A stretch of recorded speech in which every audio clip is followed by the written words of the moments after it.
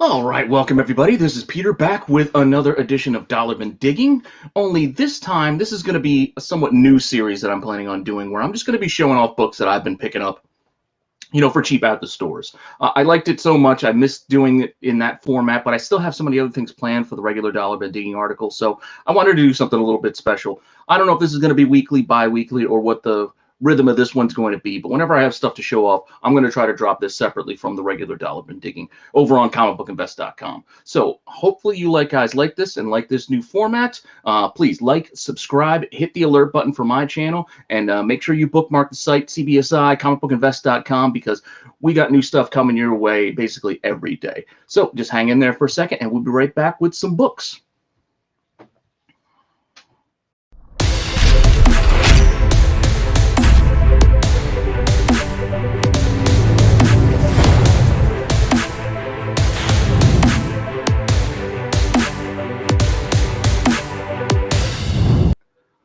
All right, as I said, this is going to be the books that I've been buying for the cheap. So we're going to look at those dollar bin pickups that I grabbed over the last week or so. Yeah, these are my dollar comics. Now, the first couple I'm going to share with you kind of follow up on last week's Dollar Bin Digging article about the Wildstorm video games. And what I got there were, again, I think I mentioned it, but a couple of the StarCraft. I got StarCraft 1 and the second issue, StarCraft 2, just because, they were there. When I was grabbing all the other Wildstorm video books, I figured I'd grab these as well, but I can only cover so many books in the article, so these guys got left out. So we're saving them for honorable mentions, but since I'm not going to be doing honorable mentions anymore, we're going to do those kinds of things here in the actual pickup show.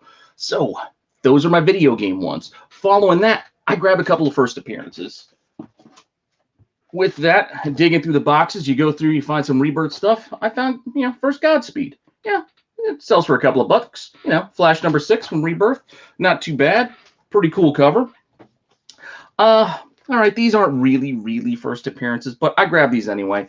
This is Thor 615 and 616, and I think you might have seen it in Tover's True First article. You do get a young, kid Loki in here. It's not the character Kid Loki, but these are, kid appearances of Loki in these stories via flashback with Thor. So 617 is the book where he shows up and returns as a kid, but these are those flashbacks you can see those first couple issues before. So I grab them for cheap. I think they don't do too bad on the secondary market. You can get a couple of bucks if you find them. I like Milestone books, so I found these polybag hardware ones, so I had to grab them. I mean, still nicely sealed. The books inside look like they're pretty clean. Pretty happy to find these. I don't know if we're going to get hardware again or what Milestone characters are definitely going to return. Maybe, who knows? But I'm finding those in a box. I'm grabbing them for $1. And then finally, as you know, we've gone over this. This is really, Sam Wilson's first as Captain America. He puts on the suit. He calls himself Cap. Now, he only really goes, through this story as Captain America, but still, it's still kind of a first. It's still kind of a cool thing, regardless of which way you want to look at it. So definitely moves for a few bucks. So if you see, Captain America Sentinel Liberty 8 or 9, because he just shows up as a cameo at the tail end of this book, and then issue 9, he kind of carries through more of the story that way. Grab these if you can for $1 because they're worth the they're worth the pickup. So moving on, I got some randomness for you. Sometimes you're flipping through boxes. I just grab things just on pure impulse, like ElfQuest 1. There's tons of these out there. They don't sell for much, but I don't know. I just have a hard time leaving a book like this behind. A nice clean copy of ElfQuest 1 from 1985. I wanted to grab it for $1. You never know. Same thing as I have a soft spot for Jim Lee. So when I see clean copies, as I'm looking for newsstands, but haven't found a newsstand yet, I always grab a Wildcats 1 just because. Yeah, just because, hey, Grifter's coming to the, or is already in the DC universe proper. So this is a, pretty good first for there. Could have put that in the first appearance pile. As we know, Black Adam casted Dr. Fate. So I don't know. This isn't a Dr. Fate book, but this Black Alice character, I don't know. Book seemed interesting for $1. I figure I'd take a shot on it. Again, randomness, just random things I saw in the box and was grabbing. Just like this Human Torch number 1, the Scotty Young. Just Scotty Young art. It's pretty cool. Figured I would grab it just for $1 because again I like the art and it's a number 1 and Scotty Young. Which will take us over to some oddities. I know you would think this would fit under the random stuff, but oddities. They are just that. And I'll start off first with a Marvel Milestone Edition. I always grab these. Any issue of these, I find I love grabbing these reprints because yeah, they're not bad. They're good to have in your collection. A good way to read the original stories, and you can get a few bucks for some of these. Granted, this is a little dinged up, but it's not awful. And this reprints Amazing Spider-Man 1. So again, for $1, I'm bringing that home. Just like I saw this weird little Force Works ash can. I'm just, anytime I see a weird little ash can, I usually grab it for $1 too. You can see, the size difference there in the ash can, that it's, smaller than a regular book. And it's only a couple of pages. It's very, very thin, very flimsy. Wrote about this one not that long ago, but I found another one. This Cliffhanger Zero, has all these preview editions of the the Cliffhanger characters with Joe Mad's Battle Chasers and Danger Girl and Crimson from Humberto Ramos. So I had to get those. For whatever reason, my shop had a French Ultimate Spider-Man. Random issue number 6. Nothing special happens, but it's a Panini book. It's in French. I figured, why not? For $1, it's kind of fun, kind of cool, right? And then finally, as I mentioned before, you dig the magazine boxes because you never know what you're going to find. And, I just saw this Frank Miller cover on this Amazing Heroes. I thought it was pretty cool, so I figured I'd bring it home, for $1 because, again, pretty awesome cover. I dig it. And if you look it up, it doesn't sell for all that much, but you don't have to buy things just because they sell for things. Sometimes you just want them for yourself, and that's exactly what I picked that up for $1. I just wanted it, so I grabbed it.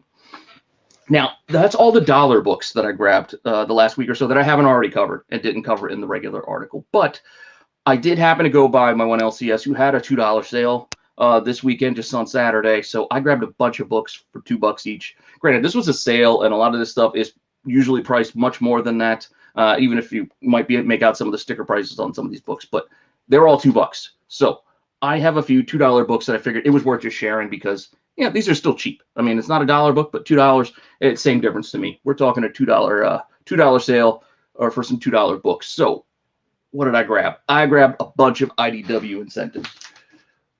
They had them, and I was like, you know what? I'm just going to get them. So Sonic 21, retailer incentive. I think these are 1 in 10s. Sonic 23. Again, just random issues. Nothing really special about it, but getting a book like this for half a cover, $2, 26. Some of these, there aren't even any copies up on eBay. So if I wanted to sell them, I can charge whatever I want, I guess. And 28. Pretty cool. I mean, I don't read much of Sonic, but again, for $2, I wasn't going to leave them behind. Dungeons and Dragons, this Dark and Wish miniseries. There was a issue 3 retailer incentive, so I grabbed that. Then Dungeons and Dragons Spine of the World, issue 2, had another retailer incentive. And issue 3 of that same series, there was another RI. Again, you can see the RI right up top here. That's how you know it's a retailer incentive and not just the regular cover or the subscription B cover. And I look for those because, again, they're incentives, and not a lot of shops order enough to get these incentives. So I figured it's worth taking a flyer on a G.I. Joe 277 for $2 because it's a retailer incentive. Why not? Why not grab it? Even if I don't really care too much for Rob Liefeld's art, I still, for $2, will grab this Snake Eyes Dead Game incentive number 3 for $2 because, again, $2. I just was making a stack and just grabbing whatever caught my eye. Whatever caught my eye was coming home with me. So the other thing I saw a bunch of were these Lucio Perillo variants that were in there for a few series. I'm not going to remember all of them offhand now. There's Vampirillos in here. There's some of the Sacred Sixes, I think. I think there's a Deja Thoris in here. But I was just grabbing any Lucio Perillo, basically virgin art cover, because those are like the 1 in 30s, 1 in 20s, and a lot of these higher incentives. This sketch cover was pretty cool. I grabbed that as well. Again, for $2, I wasn't leaving them behind, even though I did leave some behind, because there were some duplicates and some of the colored version of this and what have you. But I wanted the virgins because I figured those were the higher incentives. And again, just gorgeous, gorgeous art. I am a big fan of Perillo's art, so I wanted to grab those. And like I said, I think this is one of the Sacred Six ones. I mean, it really looks like Storm there, but pretty cool. Again, for $2, $2 I was bringing home, seeing those like Red Sonja stuff. It's just awesome, awesome art and awesome covers. And I think this was the Deja Thoris book that was in there. Again, it's like black and white, painted, beautiful, beautiful art for $2. And this isn't Perillo, but this is a Arthur Sudum. I don't know if I'm saying his name right, but I kind of dig this Red Sonja Amazing Fantasy, kind of a homage there. I think there's two versions of this with a zombified version of her, and this is the regular. So I found this one, so this is the one I brought home. And again, I think it's pretty cool, especially for $2, right? If I want to sell them, I can probably make money, but what are you going to do? And just moving along, I got some more variants. Just definitely some more variants. I grabbed this Once in Future 1 in 10. I forget what issue this is. Again, I just want to show these quickly. Don't want to spend too much time on the minutia of things. Another Once in Future 1 in 10 book. This was a 1 per store, I believe, of Luna, I think is the series. Luna. It's I think this is Maria Lovett. I think that's who the artist is. And this, again, this is 1 per store. So for $2, come on, taking it home. This Strike Force variant, I think it might have been a 1 in 10. It's a Blade, and it's sideways with a van. I thought it was pretty cool. And, we're going to get Blade. Blade's coming eventually. Mahershala Ali. It's going to be a while, but, hell, I'm grabbing it. There were some of these Immortal variants, and I kind of liked this Peach from Oko Doctor Strange. I mean, I don't know. I kind of dug it, so I figured I'd grab it. Pretty cool. Even for $2. I don't think it sells for all that much, but I was still grabbing it. I think this Department of Truth, I think this might be issue 4. This is also a 1 in 10. I saw that in there, so again, for $2, coming home with me. $2, not leaving that behind. Before I get to these later printings, I did grab a couple of Star Wars books that'll lead into this. This Vader number 8, again, $2, and Vader 25.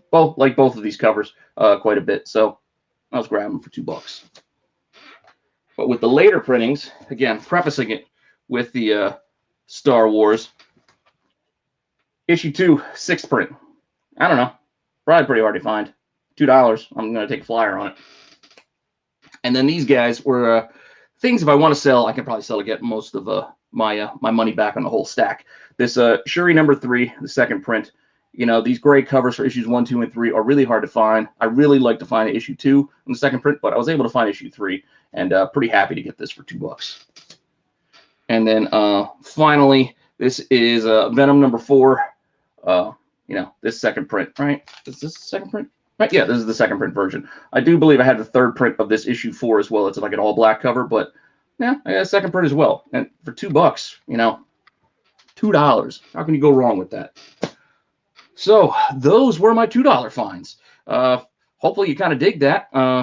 Thanks for checking in. Thanks for stopping by. I'm going to try to do this again as often as I can, just to show off the kind of books that I've been grabbing, and hopefully you're liking it. Please like, subscribe, hit the alert button for my channel. Make sure you're following all the articles over at comicbookinvest.com, and let me know in the comments on both the website and on my YouTube channel. Let me know what you like, what you don't like. I appreciate the feedback and the criticisms and the suggestions, what you guys want to see, because again, I'm here to just have fun, and hopefully you guys are having fun with me. So with that, I'll see you guys next time.